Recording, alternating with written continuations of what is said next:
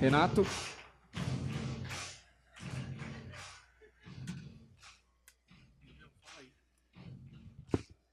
Bom dia, São Paulo! O famoso tá fraco, hein? É você, Afonso. Puxa o Bom Dia, São Paulo. Bom dia, Advocacia Trabalhista! Aí sim! Aê! Vocês viram meu cadastro novo?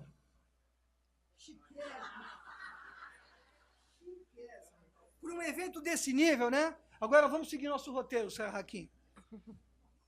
Em primeiro lugar, eu queria mesmo agradecer a presença de todos os senhores. É uma honra para nós recebermos aqui mais uma vez no Teatro Jaraguá. Em um evento, como vocês sabem, né, a associação procura sempre inovar, trazer alguma coisa diferente para que a gente saia do tradicional, muitas vezes. E estamos bem felizes aqui, casa cheia, uma sexta-feira aqui, casa cheia, obrigado mesmo. A gente vai começar aqui explicando para os senhores o porquê duelo de titãs do mundo do direito do trabalho, né? É algo que muitos devem ter pensado, mas o que é isso? O que isso quer dizer? O que vai acontecer? A cara do Paulo Feus lá. Aí, de repente... Aí, de repente, o Lívio entra com uma espada de Jedi aqui, né, Lívio? Onde você arrumou essa espada? Foi seu filho que me emprestou. Ontem à noite. Afonso, seu filho tem uma espada? Falei, tem. Renato, o que seria a questão de duelo, né? Vamos falar pro pessoal aqui o duelo. Bom, gente, muito bom dia. É um prazer estar aqui ajudando a nossa associação, junto do nosso presidente e demais colegas. Gente, o duelo é um duelo no campo das ideias, né? Nós estamos num momento difícil político de polarização, mas aqui vamos ter também polarização, mas no campo das ideias, sem ofensas, sem ataques pessoais. São temas que foram escolhidos que são muito, muito controvertidos e que nós vamos ter aqui posições diferentes. Não tem certo, não tem errado. Nós vamos ter posições diferentes para que nós possamos refletir, né? E aí cada um adota a sua posição, ou até quem já tem uma posição pode até mudar de posição, dependendo, né, dos palestrantes. Então, é um duelo de titãs, mas no campo das ideias, né? Um evento inovador, diferente daquele formato tradicional, né? Eu também adoro inovação, porque a gente precisa mudar, a gente precisa criar coisas novas, né? O direito está mudando muito, e eu dou parabéns a toda a equipe aí pelo esse formato inovador. Até eu fiquei animado. Se eu soubesse, tinha trazido minha espada também. Renato, tem aí para você, ó. Tem duas aí, inclusive, ó. Olha aí, tem aqui, ó. Eu ia trazer uma verdadeira mesmo. Não, vamos lá. Quer que eu leia? Lê, eu acho que é vamos legal. Lá, o duelo aqui. Uma luta previamente ajustada entre duas pessoas em campo aberto, na presença de testemunhas, com armas iguais escolhidas pelo ofendido, e que tem por objetivo o desagravo da honra de um dos combatentes. Claro que isso tudo é no sentido figurado. É bom avisar, hein? Qualquer oposição conflituosa de ideias, forças, pessoas e etc. É isso. Sensacional. Doutora Sara Hakim. Bom dia a todos. Bom dia, Sara. Foi muito bom encontrar aqui colegas queridos, advogadas, advogados, magistradas, magistrados, expoentes da advocacia, da magistratura e do Ministério Público do Trabalho. Uma honra tê-los aqui. E eu acho que vai ser muito frutífero esse congresso de hoje, não tenham dúvidas em relação a isso. E temos hoje a presença de muitos titãs, tanto na plateia como aqui, em especial dos nossos palestrantes. E o que é um titã? Cada um dos gigantes que quiseram escalar o céu para destronar Júpiter, pessoa de características físicas ou morais extraordinária. Qualquer coisa de caráter gigantesco. Debatedores que assumem posição de combate. E é o que nós vamos ver aqui, né, Afonso, hoje? Com certeza, eu acho que aqui nós teremos muitos titãs aqui. Mas então nós sabemos o que é duelo, nós sabemos o que é titã, mas o que seria o titã do mundo do direito do trabalho, né? E aí a gente explica aqui que é um indivíduo de grande conhecimento jurídico trabalhista, especialmente aquele que dá consultas e emite pareceres sobre questões de direito, é um jurisprudente, jurista. Então nós sabemos o que é titãs, duelos, um jurisconsulto trabalhista, mas e esse modelo aqui? O que é isso, presidente Lívio? E a gente deixa para você a parte do modelo, né? Perfeito, conforme combinado. Gente, a gente sempre adota algum paradigma pedagógico diferente. O ano passado, a Ana Paula sabe, Jordane também, o nosso modelo foi o modelo TED.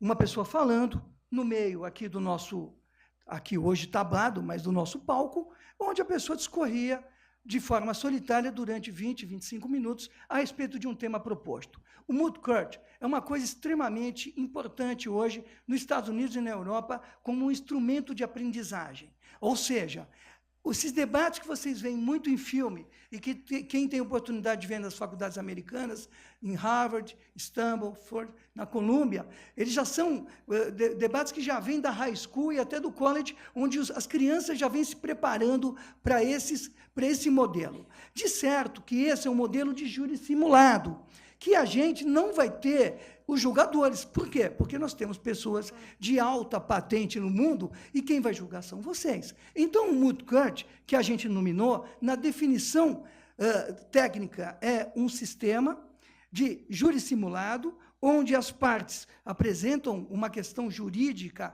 um sim ou não, ou pode ser um mais ou menos, ou efetivamente o debate pode propiciar uma terceira visão, e efetivamente nós não teremos o painel de juízes, pois vocês julgarão. E você já deu o formato aí, Afonso? Não, a gente vai explicar agora. Vai explicar agora. Vamos lá. Então, aqui, como é que vai funcionar, né? Duelo de titãs do direito do trabalho, nós temos aqui 3 momentos. Então, cada expositor, nós teremos sempre 2 titãs fazendo a sua exposição, 10 minutos para o primeiro, 10 minutos para o segundo. Se abre para a réplica, onde terá 5 minutos para continuar a sua exposição, e a tréplica, 5 minutos para o outro titã. Após, nós teremos uma pergunta que já foi previamente ajustada, a plateia, algumas pessoas selecionaram algumas perguntas. Essa pergunta será selecionada, vai ser feita pelo César na plateia, o César, nosso conselheiro, o César Dueck. Eu e a Sara Hakim também podemos ajudar. E cada titã terá 2 minutos para essa resposta da pergunta que foi feita pela plateia e por todos os senhores que estão aqui. Bom, é isso. Esperamos que gostem, que seja um dia muito proveitoso, que além de aprenderem mais, né, eu acho que nós estamos sempre aprendendo, que se divirtam também, né? Eu acho que vale a pena a diversão, eu acho que o conteúdo entra com muito mais facilidade, esse foi o nosso objetivo. Obrigado mesmo. Presidente? Bom, então, quem são os duelistas e quem vai apresentar, quem efetivamente vai começar nesse tablado, o grande debate... Solta o som aí. Vamos lá. Pode começar, os primeiros vão vindo. Vamos chamar o primeiro já? Vamos embora. Perfeito. Já sobem? Já sobe. Reinaldo Zé Martorelli, Paulo Sérgio Feus.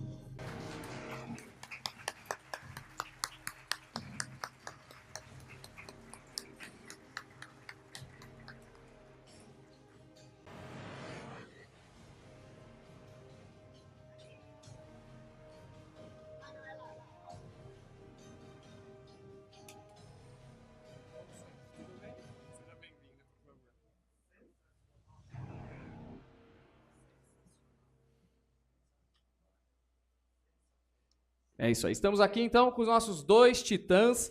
A doutora Sara que fará a apresentação. Nós teremos agora o painel falando sobre o negociado, sobre o legislado no esporte. Porque os clubes de futebol não negociam com os sindicatos dos atletas. Quem são nossos titãs, então, Sara Hakim? Bom, Dr. Paulo Sérgio Feus. O Dr. Paulo Sérgio Feus é professor e diretor da Faculdade de Direito da Universidade Rio Branco, inclusive é a universidade que certifica a nossa pós-graduação, mas já adianto que não haverá nenhuma inclinação, nenhuma parcialidade por conta disso. Fiquem tranquilos. E aqui, à minha esquerda, o Dr. Reinaldo José Martorelli, que é advogado, mestre e presidente do Sindicato dos Atletas de São Paulo. Sensacional. Os senhores gostariam de dar uma palavra aos presentes, cumprimentar os presentes antes de iniciar? Vamos lá.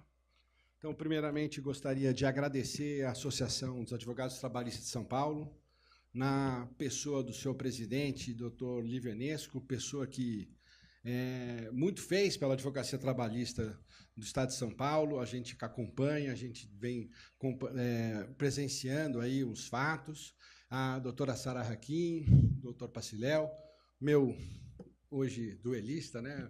Reinaldo Martorelli. Eu sempre torci contra ele, porque ele era goleiro do Palmeiras, né? Então, eu tinha que torcer contra ele, né? Mais isso. Né? Enfim, no campo de futebol você ganharia de mim, com certeza, né? Eu nem disputaria com você.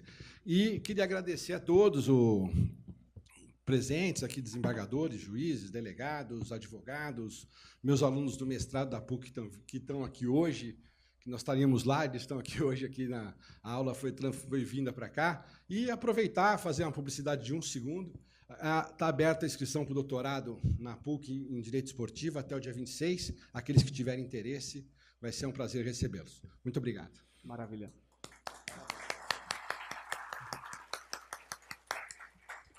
Doutor Martorelli. Ótimo dia a todos. É uma felicidade estar aqui, né? Eu sabia que um evento da arte, do Lívio e os seus titãs, não poderia ser diferente. De fato, e os titãs são vocês que organizaram tudo isso, né? Com essa excelência de trabalho. Meu abraço para o doutor Lívio, e abraçando o Lívio, eu abraço todos vocês, tudo que a gente tem feito. A satisfação de estar aqui e poder trazer reflexão a respeito dos temas, que é o que mais me atrai. Tem algumas coisas que eu gosto de fazer na minha atividade. Uma é tratar direto com os atletas, e outra é das oportunidades que me fazem, que se apresentam para que eu possa pensar aquilo que eu faço. Eu queria agradecer também, vi muita gente, muitos amigos aí, há algum tempo eu não via. Agradecer, tem gente especial na plateia, tem parte da minha equipe, parte veio me prestigiar também, minha esposa, meus filhos, enfim. Hoje é um dia especial e a gente vai tornar isso também muito especial. Deus quiser. Maravilha. Obrigada. Muito obrigado. É bom dizer, né, Afonso, que nós temos aqui um cronômetro, então o tempo vai ser observado. Nós vamos ser gongados, é isso? Sim, os palestrantes estão aqui observando aqui, então vamos observar bastante essa questão do tempo. Exatamente. Então, dando início aqui, então, à exposição de 10 minutos, eu gostaria de começar aqui com o doutor Paulo Sérgio Feus, por favor. Vamos lá. Bom, vamos lá. Primeiro, é uma grande novidade esse tipo de evento dessa forma, que é bem interessante, até como professor, assim, a gente vê um duelo, ainda mais em clima de debates políticos, eu me sentindo... Obrigado. E me sentindo já um candidato a presidente aqui, já, né? Enfim. De qualquer forma, o tema que foi nos proposto é o negociado sobre legislado no esporte, porque os clubes de futebol não negociam com os sindicatos de atletas. Eu tenho 3 observações a para fazer antes de iniciar um pouquinho sobre o tema. O primeiro é que eu diria aqui que talvez tivesse que ser assim, porque o sindicato dos clubes, né? Porque os clubes também possuem um sindicato, efetivamente, no qual eu sou consultor jurídico lá, o Sindibol. Segundo, existe uma demanda judicial em trâmite, um pedido de dissídio coletivo feito pelos sindicatos atletas, no qual eu sou advogado pelo sindicato dos clubes. Então, eu vou me reservar, até para não ferir nenhum artigo do Estatuto de Ética e Disciplina da Ordem, me reservar a não falar da ação, efetivamente, até porque ela está em trâmite, e até um respeito aqui ao presidente do sindicato aqui ao lado, que eu não... É duelo só de ideias, tenho uma grande admiração aí pelo Martorelli. Bom, enfim, falando agora como professor para vocês, como de fora, na verdade, o futebol, além de ser uma paixão nacional, ele tem as suas diversas relações, diversas. Não é só a relação atleta-clube. Então, essas diversas relações, elas se comunicam. E elas acabam trazendo aí diversos interesses que vão ter que se coordenar para que a atividade venha a acontecer. Nenhuma outra atividade no Brasil é tão legislada quanto essa. Eu tenho uma lei geral do esporte que regula e traz um contrato especial de trabalho. Eu tenho um estatuto do torcedor. Eu tenho disposições constitucionais, além de as próprias entidades que organizam o esporte possuem também legislação interna que acabam atingindo diretamente as modalidades. Então, a relação de trabalho, efetivamente, trazida do atleta profissional de futebol para com a entidade de prática desportiva, como empregadora, ela não está isolada, não é um emprego comum. É diferente essa relação, como, por exemplo, eu tenho a minha relação com a PUC, a minha relação com o Rio Branco, onde eu tenho lá o meu contrato de trabalho, tenho lá a minha jornada, tenho lá as minhas especificidades. Agora, o futebol tem outras circunstâncias. Então, eu diria para vocês que nenhuma outra atividade é tão negociada quanto essa. Então, quando a gente fala negociação, parece que não existe, existe muito. Aliás, talvez tenha tanta negociação que possa até estar incomodando algumas situações. Aqui é um dos poucos casos onde o trabalhador, o obreiro, muitas vezes, ele tem até mais condições do que o clube. O obreiro, ele leva uma equipe com ele. O obreiro, ele tem intermediário. Qual outra atividade profissional existe um intermediário? Intermediário esse registrado, intermediário esse que recebe, que negocia pelo atleta junto ao clube. É claro que eu tenho, nessa categoria, diversos clubes de futebol que são gigantes, que movimentam milhões de paixões e pessoas e dinheiro, e outros clubes de futebol que são pequenos, e assim, da mesma forma, o atleta. Então, quando a gente trata dessa circunstância, dessa magnitude, a gente faz o seguinte, olha, eu, clube, eu tenho que atender uma legislação nacional, tenho que atender a disposição do Ministério do Esporte, tenho que atender disposição da CBF, da Federação Paulista de Futebol, da FIFA, da Comebol. Além de tudo isso, eu estou no cenário socioeconômico do país. Eu também tenho as outras obrigações que todas as outras empresas possuem também. Então, não é que não existe negociação, não existe vontade. Na verdade, o que não se pode ter é acrescentarmos mais encargos, efetivamente, para os clubes de futebol, hoje, no modelo aqui proposto.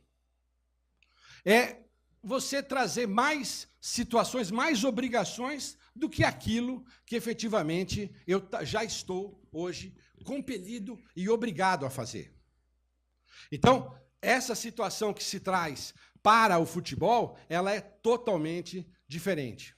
Por exemplo, contrato de trabalho do atleta de futebol com o clube. É um contrato por prazo determinado.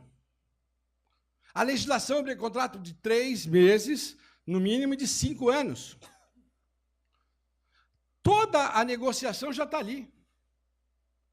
Veja, é um contrato onde você já tem reajuste programado para o próximo ano, nos contratos maiores, né? Porque nos contratos menores, não tem nem o que se falar de disposição de reajuste anual. Se tem contrato menor, menos que 1 ano.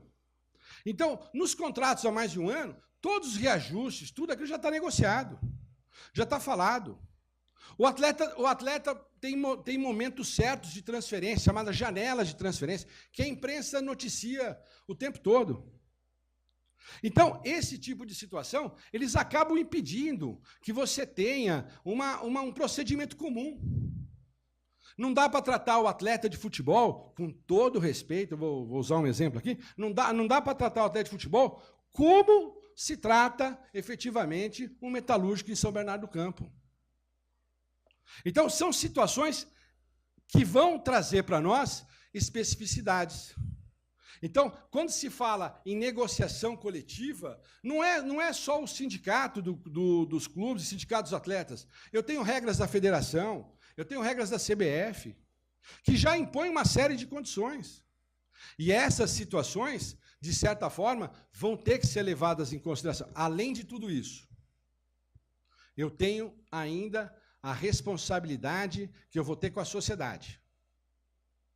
Eu tenho uma responsabilidade que vem através, como clube mandante, quando organizo o espetáculo, eu tenho que atender o que a polícia nos pede, o que o PROCON nos pede. Temos que controlar, efetivamente, a massa. Temos que pensar no trânsito. Então, uma partida de futebol não é simplesmente vai lá e acontece. Não estou... Veja, a participação dos atletas é vital. Merecem todo o respeito, merecem todos os direitos possíveis. O que não dá é, num momento caótico como esse, para a gente pensar em novas obrigações, em novas situações. Além do mais, falando agora um pouco da legislação trabalhista, nós passamos de 2017 para 2018 com uma lei nova. E um dos temas que foi bastante acordado, que foi bastante mencionado, é a questão do legislado e acordado.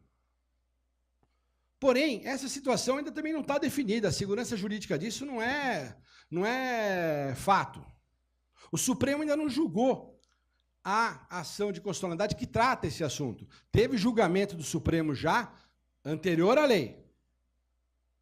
E anterior à lei, tem um manifesto assinado por mais de 20 ministros do TST que são contra, efetivamente, o negociado versus legislado. Tudo bem, era antes da legislação. Esse fato não está consolidado. Nós estamos vivendo um momento de transição política gigantesca, onde a sociedade está polarizada.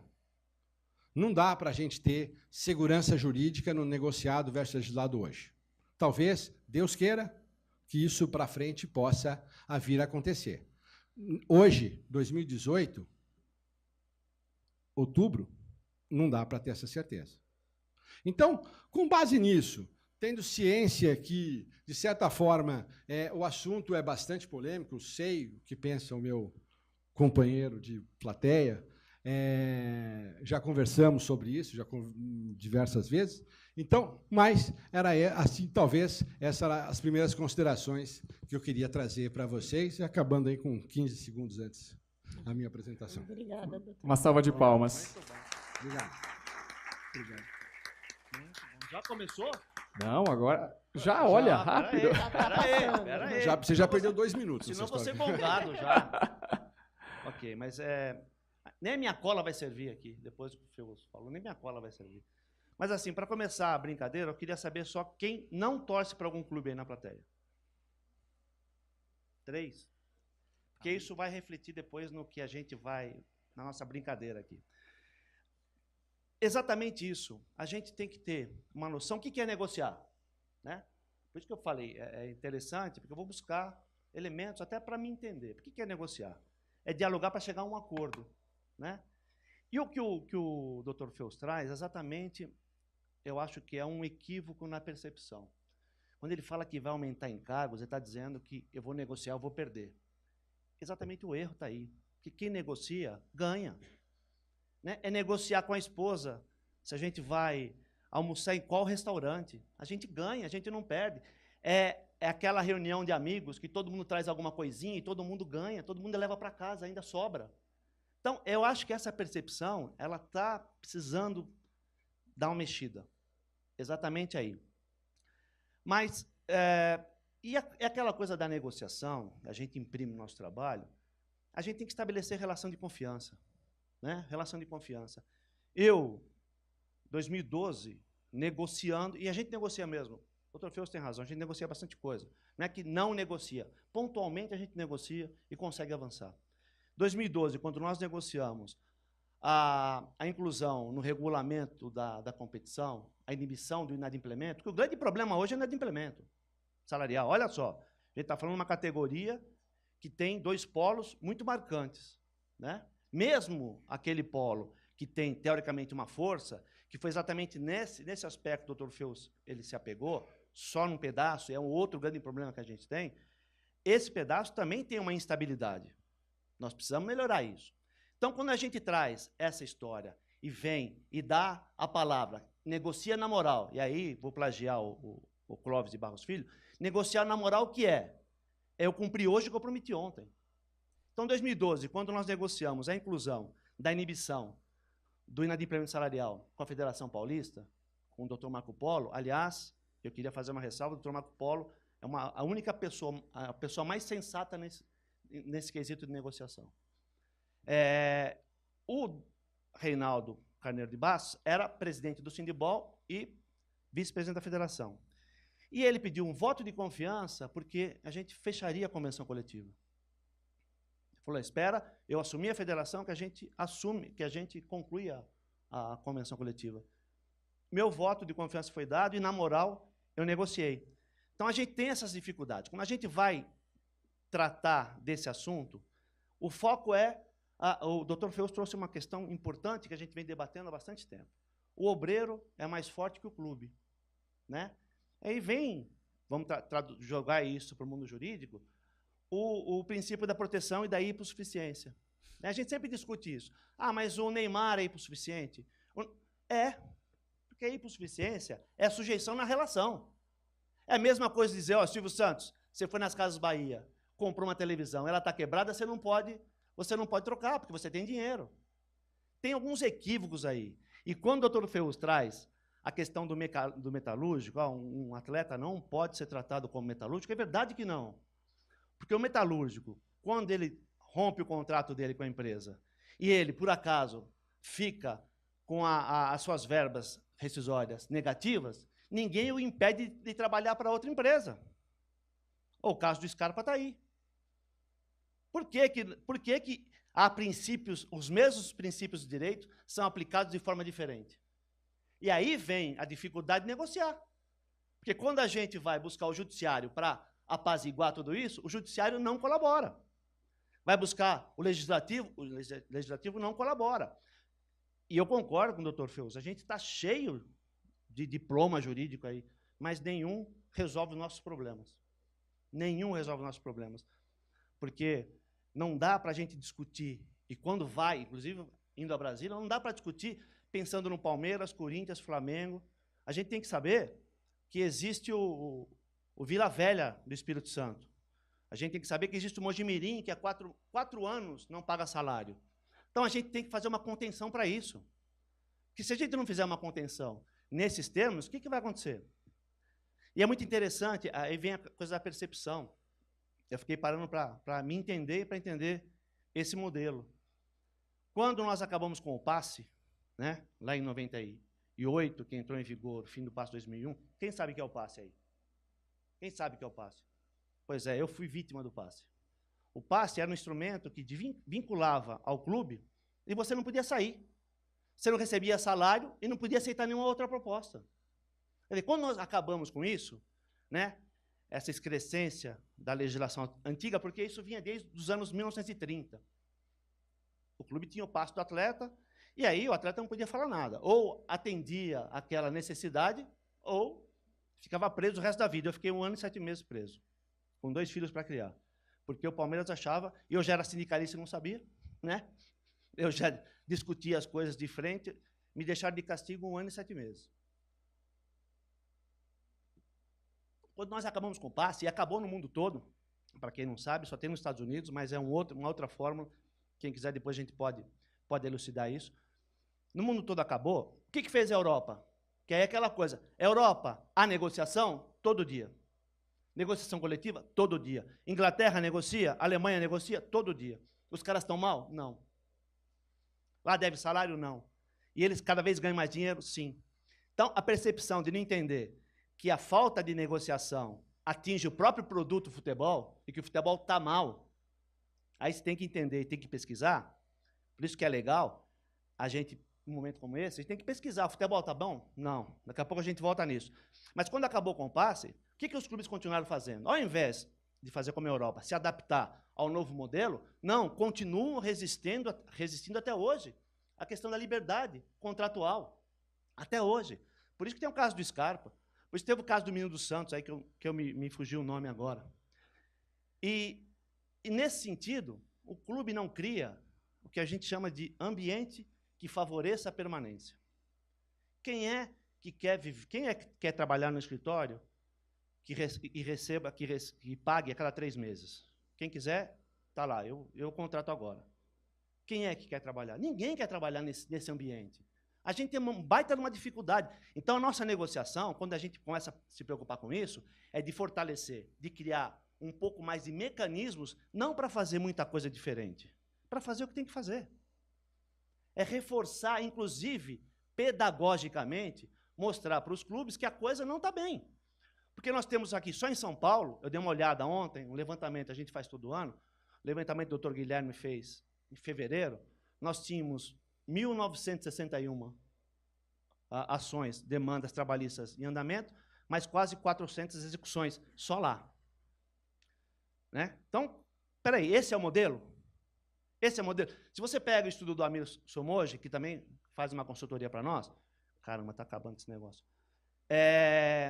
Ele vê que nos últimos 4 anos, a dívida dos clubes da Série A aumentou 77%, sendo que a receita aumentou mais, quase 100%. Então, esse é o modelo. Quando isso vai parar? E é interessante isso, porque quando você vai... Já viram algum dirigente feliz? Você pega o Andrés fala assim, não, futebol vai acabar. Futebol vai acabar. Então, quando o cara não está feliz, não está satisfeito, porque eles vivem também pressionados por essa coisa da torcida, eles vivem pressionados por isso. Né? O cara não está feliz, o cara está endividado, ele não consegue negociar mesmo. A única coisa que ele não quer é negociar. Então, quando a gente vem e senta para tentar... O grande problema é esse, não é negociar, a gente não dialoga, a gente não passa pelo primeiro estágio. E quando a gente dialoga, é muito pontualmente. E a gente conseguiu negociar, direito de arena lá atrás, conseguiu, porque os clubes começaram a perceber que eles iam perder. Então, será que toda vez é isso? A gente tem que ir para a justiça para regulamentar as férias dos atletas? É isso. Conseguir negociar a pré-temporada com Marcelo Campos Pinto, então diretor da Globo, porque eu consegui fazer ele enxergar que o produto estava perdendo a credibilidade. Então é isso, o produto que é importante. E aí, quando o produto é importante, todo mundo que faz parte é importante. Agora, resolver isso cabe a nós. Cabe a nós, o legislado, o negociar, nós temos coisas importantes para ajustar que não estão nenhum dos diplomas existentes hoje. Agora, tem que ter capacidade de entender o segmento, né? E é por isso que eu vou entendendo, vou estudando para poder propor as coisas, vou buscando novos meios, e eu sei que de uma forma já conseguimos muita coisa. Eu sei que de uma forma ou de outra a gente vai continuar conseguindo. 2 segundos. Parabéns, uma salva de palmas. Agora nós vamos aqui para a réplica, né? O doutor Paulo Sérgio tem 5 minutos aqui para fazer as suas considerações. Vamos lá. Obrigado, Marco Aurélio. Enfim, indo nessa linha, a gente, quando se para pensar no modelo futebol, o modelo futebol no mundo é um modelo que é uma plataforma de marketing. E em cima dessa plataforma de marketing vem todo o fomento do futebol. Ele é uma mistura de entretenimento com competição. O que provoca no Brasil, por exemplo, emoções múltiplas. Talvez o único momento do ano que as pessoas não ficaram ligando tanto para questões políticas, econômicas e tudo mais foi na época da Copa do Mundo, quando nós tínhamos a esperança que o Brasil traria mais um caneco para casa. A gente tem essa expectativa. Talvez o futebol seja o principal fator do simbolismo da nacionalidade brasileira, onde o brasileiro tem maior orgulho. Lá fora, quando a pessoa viaja e você fala que você é brasileiro, já ligam você ao futebol. O nome do rei é falado, se muitas vezes aqui não se dão o devido valor ao Pelé, lá fora ele é tratado como rei mesmo. Então o futebol tem essas particularidades que traz esse aspecto financeiro bastante grande. O Brasil vive realidades diferentes dos clubes de futebol. Se você tem aqui grandes equipes, você pega aqui... se a gente pegar um exemplo de qualquer um dos 3 grandes da capital, o Santos, eles têm em termos de atletas profissionais, que vão das categorias de base, já do seu primeiro contrato de trabalho, especificamente, até o time principal, nós estamos falando de 250 a 300 atletas, com realidades diferentes, que recebem, em termos salariais, muito mais que qualquer advogado.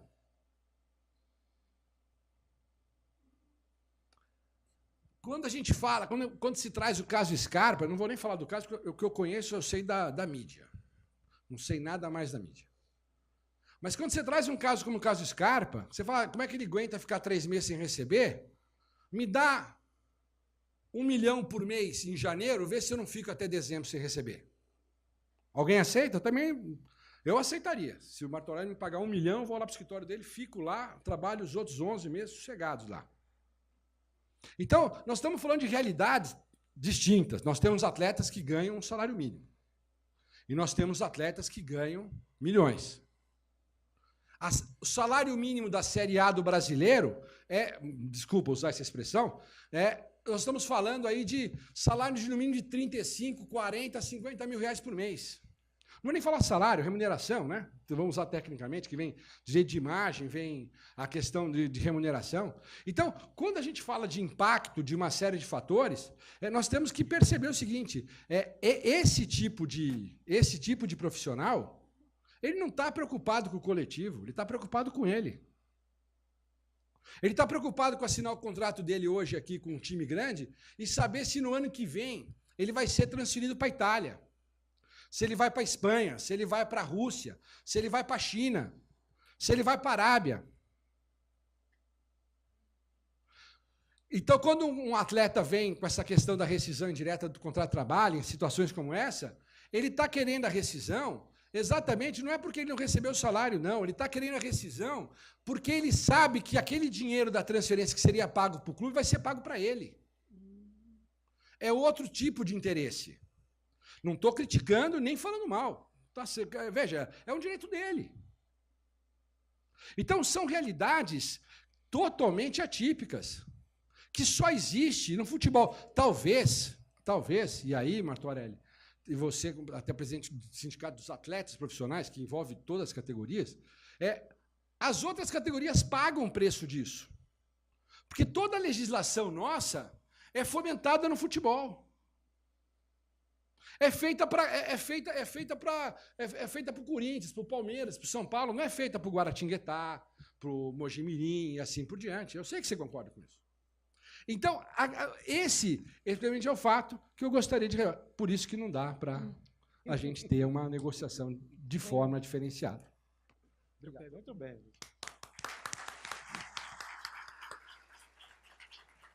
Vamos passar agora a tréplica de 5 minutos para o Dr. Martorelli. Eu fiz uma cola aqui, mas não tem nem como, né? Pegar a cola. E o Dr. Fels traz algumas questões interessantes, né? Ele foca no caso... Vamos voltar para o caso de Scarpa, mesmo falando hipoteticamente, mas é importante a gente entender. Ele traz uma questão, mas não traz outra. Ele fala, mas será que ganhar 1 milhão por mês, ele pode ficar sem receber salário? Não, não pode.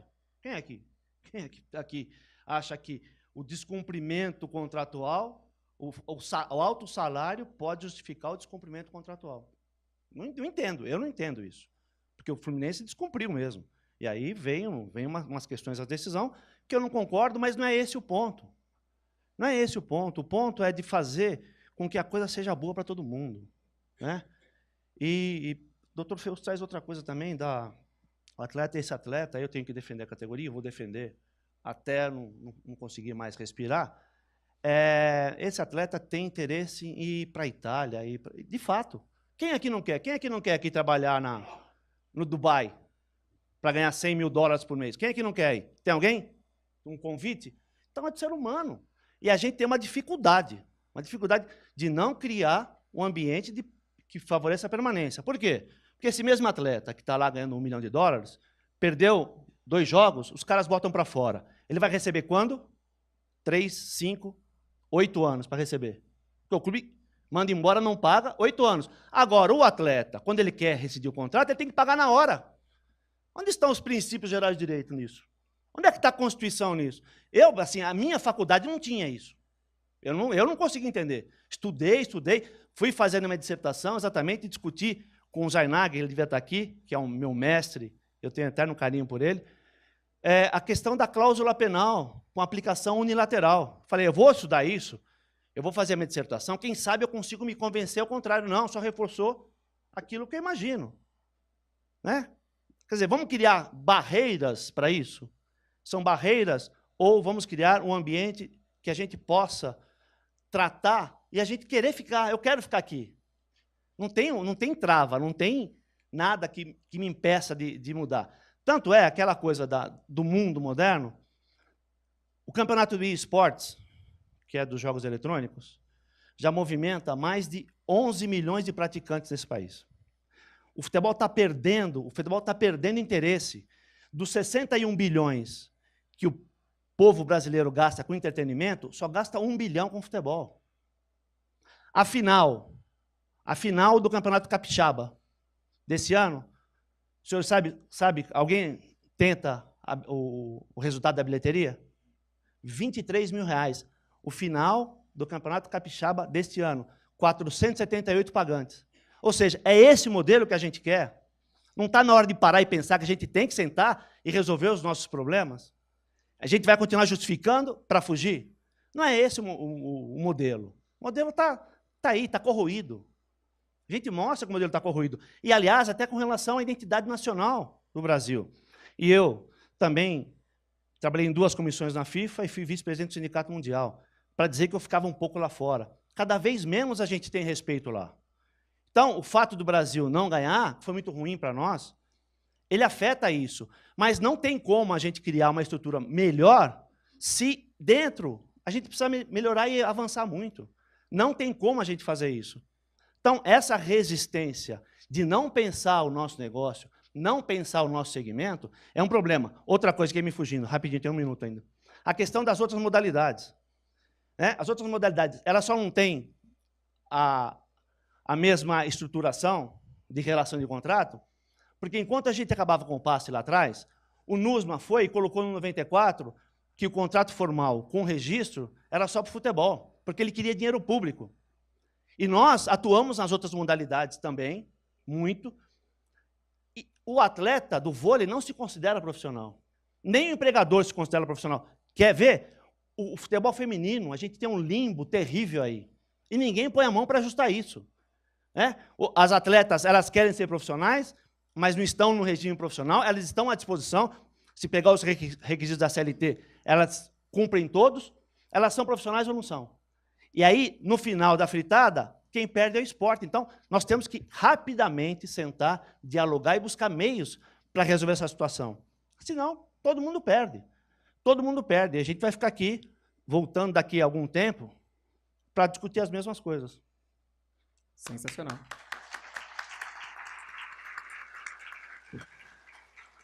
Bom, nós partimos agora, então, para a pergunta. O Dr. César Dweck está ali na plateia, né? César, nós temos 1 ou 2 perguntas? Bom dia a todos. Esse debate vale sempre enriquecedor. Olá, parabéns aos dois, parabéns à organização. Cumprindo as regras do debate, né, a organização do evento selecionou uma única pergunta, doutor Afonso. Então vamos selecionar então para quem vai essa primeira pergunta. Ela vai para o Dr. Paulo Sérgio Feus. Essa pergunta será feita pelo Dr. Lívio, um especialista na área que tem toda a expertise de trabalhar e caminhar bem. Só 2 observações. Quando o senhor falou de jogadores milionários e que não existe nenhum advogado de milionário, você esqueceu do Afonso Passinel. Uma outra questão, em relação ao rei do futebol, o Pelé é tão importante, mas tão importante, que certa vez ele viajou para a Europa, esqueceu o passaporte e nem tomou conhecimento, porque ele passou em todas as alfândegas de todos os países, porque é o Edson Arantes Nascimento. Uma salva de palmas para o Pelé, que está meio doentinho. Um beijo no maior de todos. A minha questão para os 2 duelistas, os 2 advogados brilhantes que abrem a nossa jornada, é a seguinte. A CLT trouxe um elemento novo, a CLT reformada, que é o hipersuficiente. Eu pergunto aos senhores, cabe discutir no esporte o hipersuficiente, Scarpa e todos selecionáveis, e o hipossuficiente num contrato coletivo? Como é que vossas excelências acham que isso pode se diferenciar diante da isonomia constitucional prevista no Estatuto que pacificou o país? Doutor Paulo, por favor, 2 minutos. Pergunta do Dr. Lívio é bomba, né? Ela já vem como escudo para nós, assim, mas, claro, com o maior prazer, mais uma vez reitero a minha admiração pessoal aí para Vossa Excelência e todo o trabalho que você fez para a advocacia. Eu, como advogado, lhe agradeço. A gente vai ser sempre devedor seu pelo trabalho que você desempenhou na associação e para a categoria. Veja, aqui nós temos que perceber o seguinte, essa questão do hipersuficiente trazida pela nova legislação, eu acho que foi uma medida bastante razoável. Nós vamos ver como é que o judiciário vai encarar esse tipo de percepção. Veja, eu acompanhei até a pedido de algumas negociações de alguns atletas profissionais que, quando vão negociar com o clube, eles vão como equipe. Tem um escritório de advocacia de ponta, tem um intermediário de ponta, negociando as suas remunerações de 500, 400, o aluguel do imóvel de 20 mil. Não sei. Então, veja, essa é uma realidade. Não dá para dizer que esse atleta... Tudo bem, é exceção. Eu sei que é exceção. Não dá para dizer que esse atleta, muito embora não tenha escolaridade suficiente para ser considerado hipersuficiente, não seja. Porque ele pode não ser, mas ele tem toda a estrutura para ser. Na verdade, os clubes de futebol, eles têm um detalhamento diferente de outras categorias profissionais. Porque ele não tem um instrumento real, de fato, da demissão. Porque esse atleta que ele está aqui, ele está dentro da sua performance, ele vai ser na transferência, ele vira efetivamente relação financeira. Então ele não vai mandar embora o atleta que não cumpre o contrato. Ele efetivamente fica, de certa forma, agarrado a essa situação. Quando a gente passa por um acordo coletivo e com categoria com tanta disformidade, é claro que isso vai trazer uma disformidade que impossibilita a negociação, de certa forma, coletiva. Até porque, constitucionalmente, eu não posso ter uma diferenciação de profissionais. Se são profissionais da mesma categoria, eu não vou poder ter distinção. Você ganha tanto, ou diferenciar, você tem um salário porque você joga na primeira divisão, e se o time cai, então eu posso rebaixar teu salário? Então, eu tenho distinções próprias da natureza. Desculpa, perdi o tempo. Desculpa. Agora, doutor Martorelli. Não, eu só queria fazer primeiro, como sindicalista, eu quero fazer aqui um protesto. O Lívio, só para fazer a pergunta, ficou 5 minutos. Espera aí. Né? Por que a gente tem que falar em 2? Mas, de fato, eu preciso reiterar o que o Feus falou com relação ao Lívio, porque eu sou... Não, para esse negócio aí antes, espera aí. Eu sou sócio da AT desde 2001, né? Desde que eu saí da representação classista e, de fato, eu... não atuando diretamente, mas acompanhei toda a transformação que o Lívio e vocês fizeram. Então, meu agradecimento também como um profissional da área. Com relação ao hiper e ao hipo, Olívio, eu tenho é muito tranquilo para mim esse entendimento. E aí, de novo, o doutor Feus, ele parte num viés de focar os atletas que não precisam de lei nem de sindicato. Esses estão fora. Esses estão fora, né? O Neymar não precisa de lei, não precisa de sindicato, ele vai lá, ele senta, ele faz o que ele quer, dentro da possibilidade do clube. Esses estão fora. A nossa discussão não é essa. A nossa discussão é para os atletas do Mojimirim que estão 4 anos sem receber. 4 anos sem receber. Ei, Mojimirim, aqui em Mogi tem o Atlético de Mogi. Quem conhece esse clube? Disputou a Série B do Brasileiro. Acabou o campeonato, os atletas não achavam nem o presidente para pegar a liberação. Então, a nossa preocupação é essa, não é com os grandes que tem lá, e tem mesmo. Eles não procuram o sindicato, e felizmente que eles não procuram. Eles se aproveitam do nosso trabalho, né, da liberdade que nós demos para ele, da regulamentação das férias, da parada para hidratação, da pré-temporada. Eles se aproveitam, mas eles que sejam felizes, ótimo. A gente faz um trabalho para quem nem imagina que a gente conhece. E é esse que é o foco. A gente ficar preocupado é com esses. É o atleta que tem um problema sério, físico, e o clube abandona, e a gente vai e faz a operação dele, reabilita. Esses atletas, o atleta que está sem contrato, não tem onde treinar, nós temos o nosso núcleo, a educação que a gente leva para o atleta. Então, esse é o nosso foco. É isso que a gente quer negociar. Os outros não precisam, né? E com relação à hipo e à hiper, eu não tenho dificuldade nenhuma, em um segundo momento, tratar de um teto salarial. Eu não tenho dificuldade nenhuma disso. A gente, inclusive, liberar os clubes para um monte de coisa. Mas, antes disso, nós temos que caminhar para caramba. Nós não temos piso. O cara não recebe. Como é que a gente vai falar em teto? Então, ou seja, se a gente não souber que terreno a gente está pisando, a gente não consegue se quer dialogar, se quer trabalhar. E é isso, né? Eu procuro saber cada vez mais o terreno que eu estou pisando.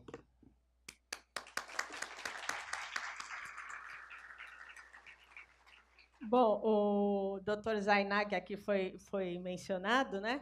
Eu, como boa corintiana, não posso deixar de falar, de citar, que o nosso Dr. Zainag acabou de lançar agora, na semana passada, o livro Vai Corinthians. Eu acho que ele está aqui à venda também, e é de um conteúdo muito importante, acho que vale a pena a leitura. Agora não me lembro, mas é a história de um mais um do bando dos loucos. Sensacional. Queria agradecer os dois titãs aqui, muito obrigado. Partiremos então agora para o próximo duelo.